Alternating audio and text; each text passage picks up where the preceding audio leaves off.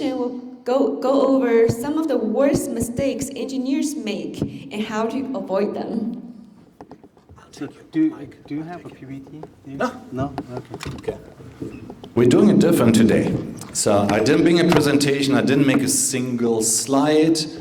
The title that I sent, I created by putting the word blockchain into a clickbait generator and send it over. And if everybody could come closer, because we're going to make this really interactive. Hey, I'm not being paid here, so you're paying me with your time and attention. Come closer. What's that? You can stand and chant if that's what you want. So, first of all, anybody stand up if you ever used a dial-up modem?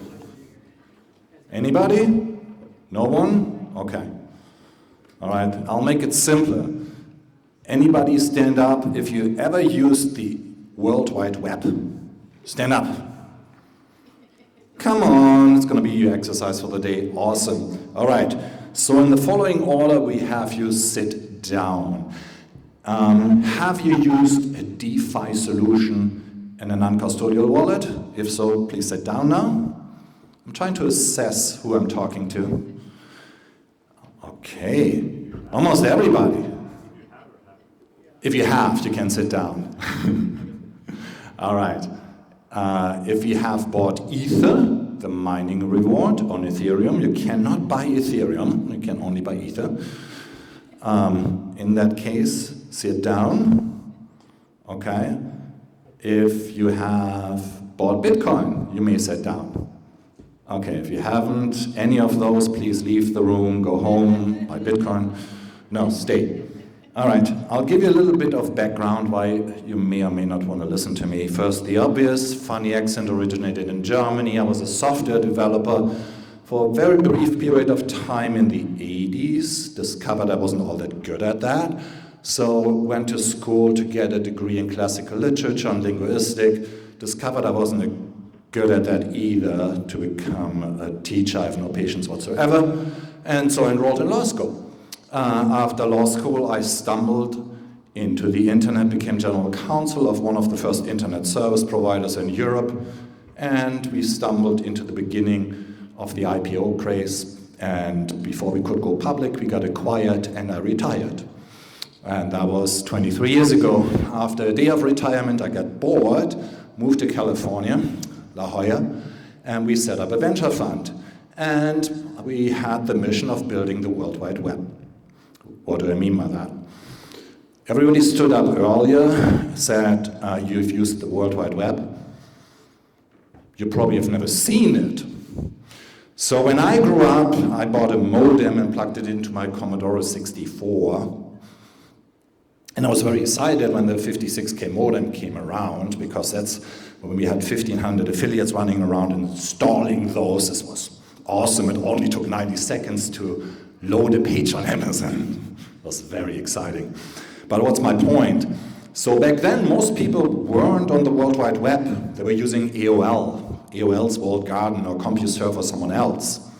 Well, and then you graduated from that, you retired from AOL, you retired from CompuServe, and you moved into another walled garden, slightly bigger, Google, Facebook, every single app you have on your phone. If you're using that, you're not on the World Wide Web, right? You just moved into a bigger walled garden. You're on a platform. So when you're quote-unquote searching something on Google, you're not searching the World Wide Web. You're running a query. You're running a query against databases maintained by a for-profit company. Google doesn't index the World Wide Web. Every single word that Google indexes is written for Google. Right? There's a whole cottage industry called search engine optimization, sometimes using just chatbots or something else to create that content. Because if you don't, well, Google doesn't index it. Right? Google is not a search engine. Why is it not a search engine? Because, well, Google's mission is not to make information more useful, more searchable to you, like they claimed, or something to that extent. That is a lie. Why is that a lie? Because Google, like any for-profit company, specifically if it's publicly traded, has one mission. which is to increase shareholder value. How does Google increase shareholder value? Well, it sells social engineering to the highest bidder. Should be illegal, it's not, but when you put the letter D into the Google search box and it suggests Domino's, even if you never bought a pizza, you're simply top of funnel. You're serving those key performance indicators, time on site, click-through rate, and obviously the bottom line of Google, right? So unfortunately, to this day, we do not have a search engine. It's a crime. We never built the World Wide Web. Well, I've been playing with decentralized software solutions since the early 90s, and I'll explain what I mean by that. When I moved here in 2000, phone calls back to Europe cost $3 a minute. So for an hour phone call, it was $180 to call my home office back in Hamburg from my office in La Jolla. So I smartened up and I set up a dial-around service, so it gave me a local dial tone in Hamburg when I got into my office, and I paid the local rate, half a cent. Obviously, we had very interesting software built on voice over IP solutions that allowed me and other people to make entirely free phone calls. And now you have a phone where you pay $60, $70 a month and you make unlimited phone calls, right? The sole reason is one protocol. It's called the voice over IP protocol, or more specifically SIP right now. What's my point? So this is a decentralized software solution. We introduced new decentralized software solutions when we published the Bitcoin white paper. The Bitcoin white paper did not introduce blockchain technology. It's referencing blockchain technology in the second footnote. The Bitcoin white paper introduced another decentralized software solution. It's a network. It's not a protocol, by the way. Blockchains are not protocols. Why aren't they protocols? Because content matters. If I tell you, there's a Jaguar over there, and I'm standing in a parking lot, yeah, your connotation is probably, hey, that's a car. If we had a zoo, and I point over there and say, there's a Jaguar, you probably might be thinking that's an animal. Content matters. Blockchains exist in a protocol environment. They make use of protocols. My doctoral thesis that I never got around to defend because I was too busy was on number regulation and telecommunication. To this day, I work with the International Telecom Union. They make protocols. And so we are actually working on a protocol for quote-unquote digital currencies. Digital currencies is a terrible word. The number of digital currencies we need is somewhere between 0 and 1. Why? Why is that? Because obviously, currencies have been digital by default for decades. The default medium of exchange has been bytes for decades. You're all data scientists, or at least have something to do with code, I assume. So you know that as an interface function, the unit of account is entirely replaceable. If you want to see the value of your NFT or your land or anything else you're holding in US dollar, you toggle and see it in US dollar. If you see it in yen, you want to see it in yen, you toggle it to that unit of account. If you want to see it in Pokemon, you toggle to that. The unit of account is an interface function. If you were a victim of the legacy industrial educational complex, you probably have been indoctrinated to a false definition of what is a currency, or more, what is money. These are two entirely different concepts, by the way, that told you something that this English economist, economics is a pseudoscience, so I don't know why I'm quoting him, but he came up with that in 1875 that says, money is a unit of account, a store of value, and a medium of exchange. That's on its face false. Why is it false? It's a logical fallacy, it's a conflation. It's a conflation between functions and use cases. I'll give you this very simple metaphor. So let's take the most common form of currency today, a Federal Reserve note, a piece of paper. And I'll hand it over to you. I give that to you, okay? You have it, I don't have it anymore. And now, do I have any clue what you're going to do with that. Do you think maybe, yeah, I want to buy popcorn with that, or maybe you think it's a really good tool to make origami, or maybe I kindle my fire? No, right? Because what we agreed upon if I wanted to buy a water bottle is two things. We agreed on a common language of value, a unit of account, and a medium of exchange. It is not in my purview usually to decide if this is a store of value. For all intents and purposes, as soon as you get it, you exchange it for something that you think is a store of value. So fast forward, digital currencies. So all of a sudden, default medium of exchange being bytes, well, what does it matter? What does it matter whether or not you have a unit of account attached to that? This discussion is like a discussion about discussing whether or not bytes are green or red. So if some misguided person in Washington, let's call him Gary Gensler for the sake of argument, decides that every time I give you control over the set of bytes, that is a financial contract. This is mind reading, right? Because the actual legal qualification can be determined by who? Can be determined by me and by you together. So if Gary Gensler asked me and you, what did you do? Did you perform a payment? Did you extend a loan? Did you make a donation? Or did you actually have that idea of creating a common enterprise? Well, if you don't express this, both, and make that visible to him, both, what he is performing, trying to do is mind reading. It's appalling. And it's stifling innovation. All right. I'm going to bring things on a much higher level. As I said, I didn't plan anything. So what's my objective? As I mentioned, I'm a VC. I'm trying to build the World Wide Web. I set myself a very ambitious goal to achieving this inside of 20 years. And the minimum threshold for that is that I want to reach is to recreate reality consensus. What do I mean by that? We broke reality. We broke reality badly. Everybody today lives in their own reality. Blue people don't marry red people anymore. It's a crime.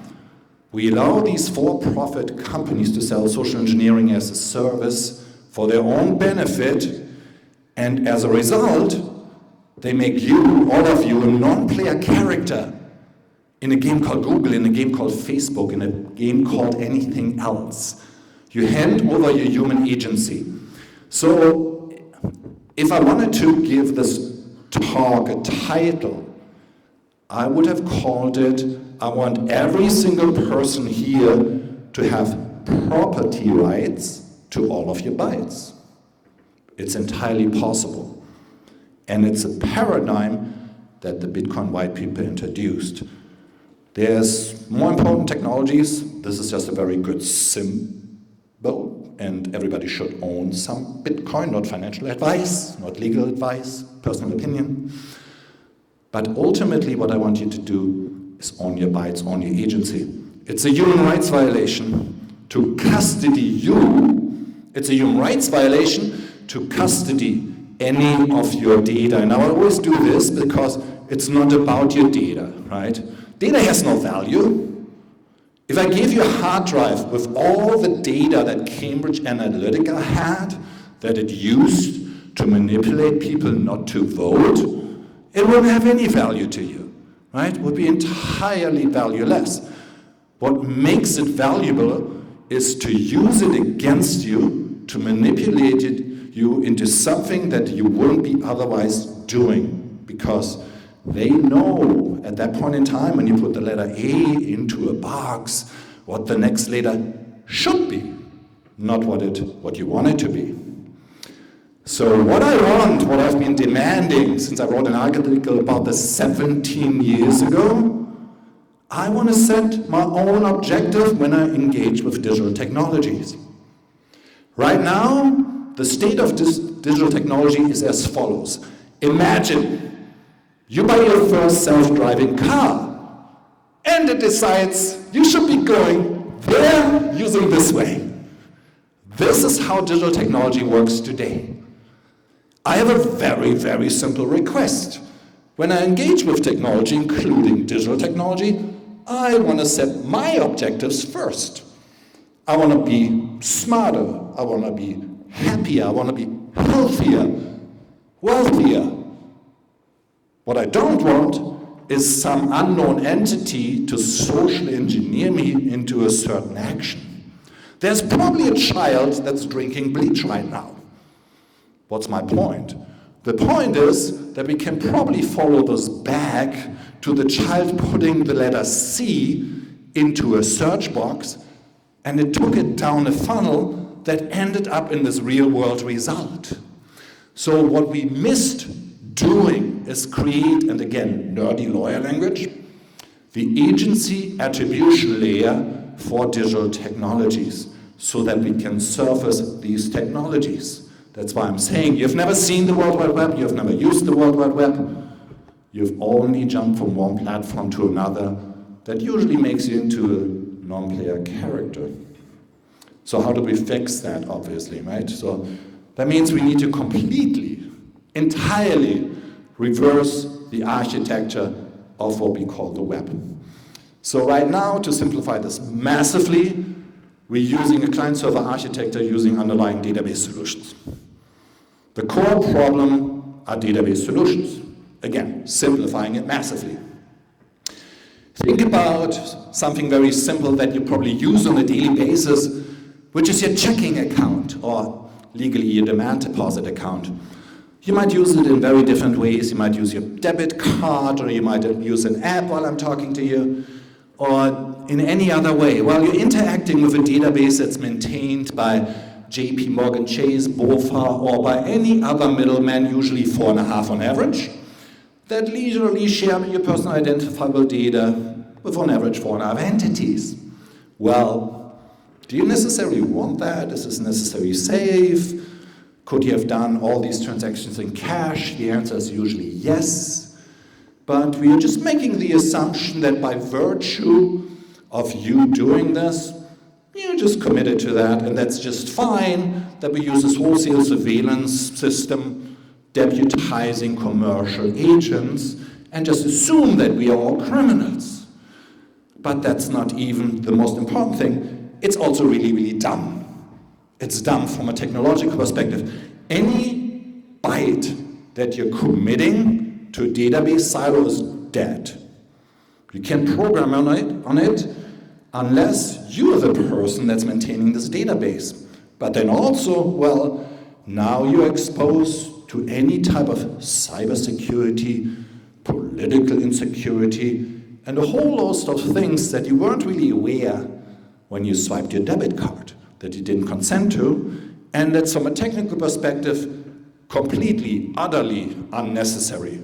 Because obviously we demonstrated a long time ago, actually 30 years before the Bitcoin white paper, that we can do instant settlement.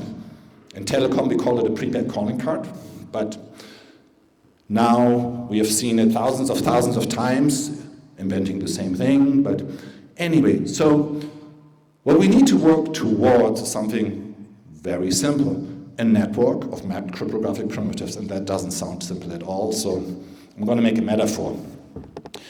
So when you go outside here, you'll see there's a surveillance camera. And the surveillance camera might take your likeness, it might commit it to a database, and if the convention center was fancy, they might use Clearview or some other nefarious technology to de-anonymize you, and then maybe sell you ads on the way out, but they probably didn't. But let's say they did, for the sake of argument. What does your intuition tell you? Should you have rights to this set of bytes? Raise your hands if you think you should have rights to these bytes. If this was technically possible, yes, you should. You should entirely. Because the sad thing is, most people in the world don't live in free societies, neither do we. Right? And that's what I want for everybody. I want human agency be returned back. We can do this in this camera example, for this camera to be aware of your presence and you just swipe left, right? Have a chip embedded that creates a cryptographic primitive. And now we got all these beginnings that give you weapons. as a developer to attach to forcing function, and I tell you what that is to make that possible. So California, like 7 other states, just started issuing digital driver's licenses. Why is this important? They use a particular ISO standard, and California did their own DMV app. It's okay, it's not great, but other states, if you open up your iPhone and you just click on your native wallet, you will see the other states that already let you import a digital driver's license.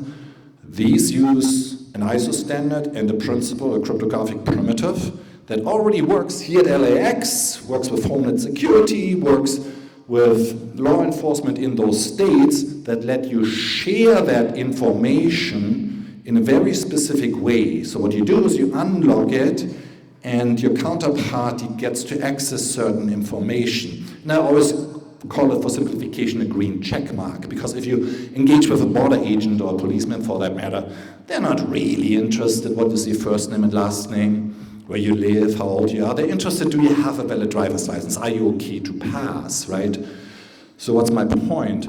My point is that if you're an application developer, you need to know about these forcing functions, you need to know about these standards and attach yourself to that and provide individuals with these particular rights. So as the person in my introduction mentioned, we are somewhat unusual as a venture fund